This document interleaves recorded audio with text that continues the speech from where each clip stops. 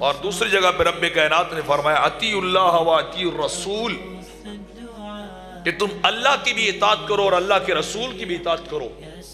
اب کوئی شخص فقط اللہ کی اطاعت کرتا رہے، اللہ کی بندگی اور اس کی ریاضت کرتا رہے، اس کے احکام کو مانتا رہے، اور رسول اللہ صلی اللہ علیہ وسلم پیارے آقا علیہ السلام کے احکام کو پس پشت ڈال دے، ان کی طرف توجہ ہی نہ کرے، فرمایا جتنی بھی بندگیاں کر لے، رب رسول کی اطاعت کے بنا تیری اطاعت کو قبول نہیں کرے گا۔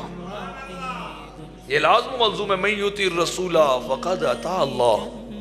رب کائنات کہتا ہے جو رسول کے پیچھے چلتا ہے، جو میرے نبی کی اطاعت کرتا ہے، وہ حقیقت میں خدا کی اطاعت کرتا ہے۔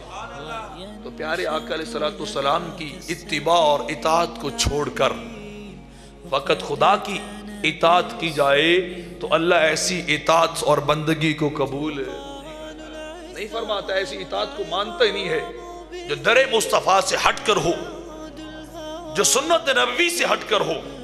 فرمایا ایسی اطاعت کی ضرورت نہیں ہے، ایسی فرما برداری کی ضرورت نہیں ہے۔ فرمایا مجھے مانا ہے تو میرے دلدار کو بھی ماننا پڑے گا، میرے ماہی کو بھی ماننا پڑے گا، دونوں کو اکٹھے لے کے چلنا پڑے گا۔